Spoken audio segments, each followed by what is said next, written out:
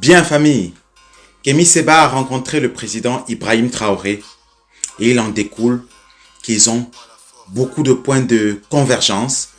Ils sont sur la même longueur d'onde et au-delà de ça, il a tenu à nous parler pendant cette conférence de presse, à nous dire ce que nous devons penser de la coopération avec la Russie. Écoutez. Il y a eu, dans nos échanges avec le président, comme je vous dis, je ne peux pas dire le dixième des propos extrêmement importants qui ont été énoncés. La communication se fera au moment opportun. Mais il y a eu un élément de grande satisfaction en ce qui nous concerne. Parce que nous avons eu la confirmation que nous avons la même lecture géostratégique sous-régionale et la même grille de lecture géostratégique à l'échelle internationale. Il y a un alignement des vues, un alignement de vision, un alignement de perspectives, un alignement d'objectifs.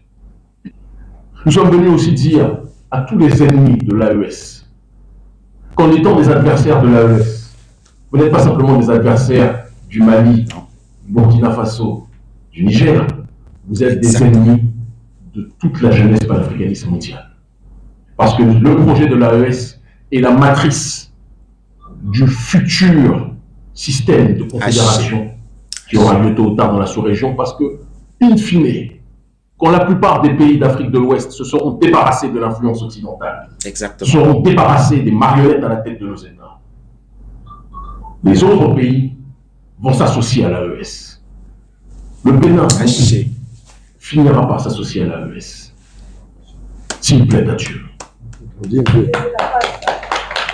La Côte d'Ivoire, quand dramatique, Alassane Ouattara, un drame pour l'Afrique, aura quitté le pouvoir et que les souverainistes ivoiriens auront repris le pouvoir. La Côte d'Ivoire sera un grand allié de l'AES.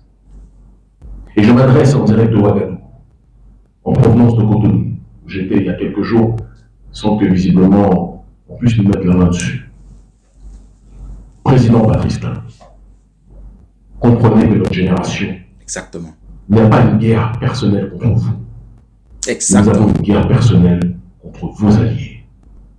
Et nous avons une guerre personnelle contre votre alliance. Parce qu'au moment où vous voulez renforcer les liens avec la matrice occidentale qui a brisé le Sahel, qui a colonisé nos pères, qui a colonisé nos mères, notre jeunesse veut la souveraineté. Notre jeunesse veut se débarrasser de ces entités qui nous ont asphyxiés.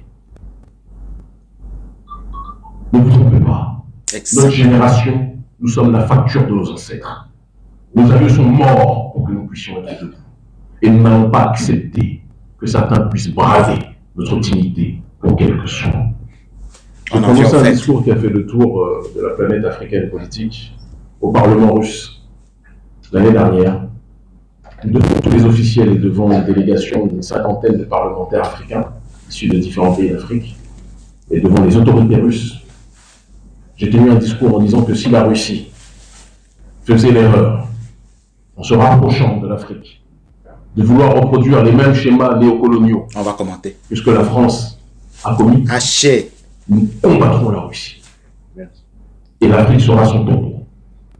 Je l'ai dit, vous pouvez encore trouver ce discours, il a été vu des millions de fois un peu partout sur les réseaux.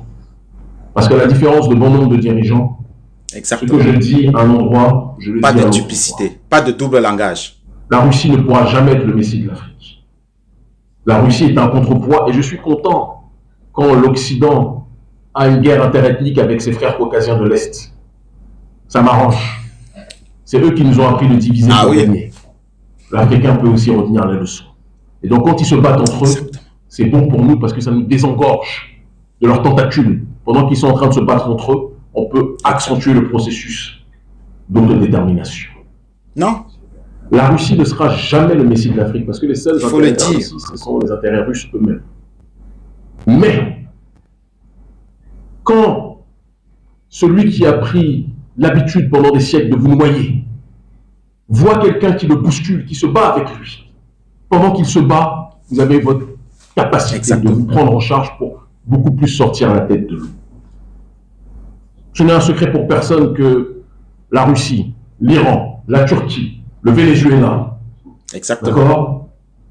Et encore d'autres pays voient d'un très bon œil l'urgence panafricaniste et l'influence que nous avons en Afrique francophone et en Afrique de manière générale. Exactement. C'est un secret pour personne, on appelle ça de la géostratégie. Voilà. L'ennemi de mon ennemi peut être ponctuellement mon ami, mais ça n'en deviendra jamais. Et je demande à ce que ce soit retenu. Mon Messie. Et c'est pour ça que je fais partie des rares gens qui s'opposent lorsqu'il y a des manifestations en Afrique à ce qu'on brandisse le drapeau de la Russie. Parce que je dis que quand on fait ça, on s'humilie. Vous ne verrez pas de drapeau brandi du Burkina Faso lors des manifestations en Russie. Alors il faut aussi que nous apprenions à éviter, même si je sais que quand les nôtres le font, ils le font pour défier l'Occident. Mais la plus grande défiance à l'Occident, ça devrait être de brandir nos drapeaux. Famille, bon message est clair. On commente ça. On commente ça. Bien, famille, vous avez écouté le leader de l'ONG Urgence Panafricaniste.